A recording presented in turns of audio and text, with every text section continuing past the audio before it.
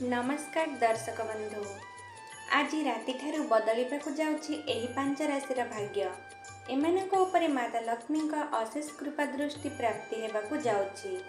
एही पांच कोटी राशि रे हेबाकु जाउछि धनर वर्षा। एमानक जीवन एई मे मासरे बदलिबाकु जाउछि।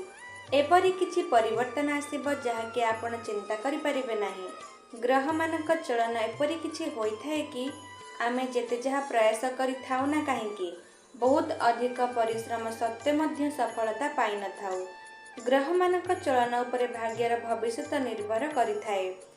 ग्रहर चलन द्वारा ही कौनसी व्यक्तिर भाग्य स्थिर होइथाए। राशि गुड़िक भाग्य ग्रह मानक चलन उपर निर्भर करे।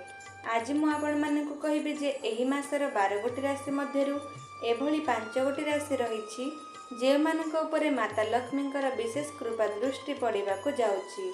तेबे दर्शक बंधु आसंतु जानिबा से भाग्यशाली राशि मानक विषय रे। दर्शक बंधु प्रथमे मेष राशि। एही राशिर लोकमानक मनरे सकारात्मक बढ़िबो जहा फଳରେ आपणको कौनसी बड़ धरणर लाभ मिली पारे। कार्य उपरे अधिक ध्यान दियंतु। बहुत दिन धरी करि आसुथबा कार्यर उचित फल एबे आपणको मिलिबो।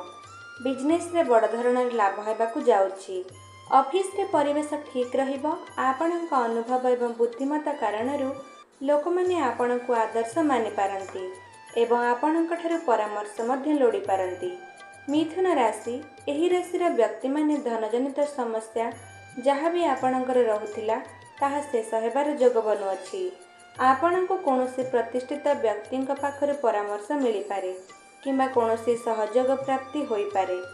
जीवन साथींक सहयोग मिलिबो। मान सम्मान वृद्धि हेबो। आपणक दाम्पत्य जीवन बहुत सुखमय हेबो। सिंह राशि। माँ लक्ष्मी का अपार कृपा दृष्टि आपणक उपरे रहिबो जहाँ आपणक पई लाभकारी सिद्ध हेबो।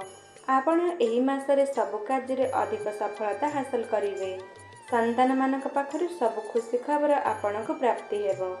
ताहार कारणरू आपणक मन प्रश्न रहिबो। आपणको सफलतार नुआ अवसर प्राप्ति हेबो। आपणको आकस्मिक धन लाभ होई पारे। मकर राशि। एही राशिर लोकमानक उपरे माता लक्ष्मी धनर वर्षा करिवे।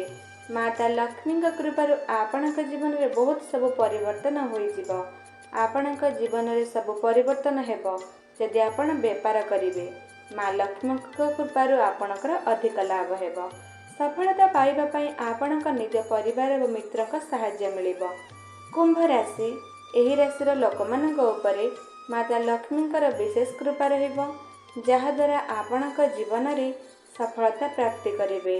घर परिवार रे सुख शांतिर वातावरण लागि रहिबो। जीवन साथींक संपूर्ण सहयोग प्राप्ति हेबो।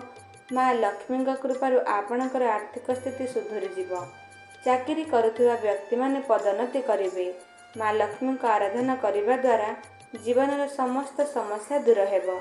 तेबे दर्शक बंधु आज राति ठारू एही 5टी राशि धनी हेबाकु जाउछंती।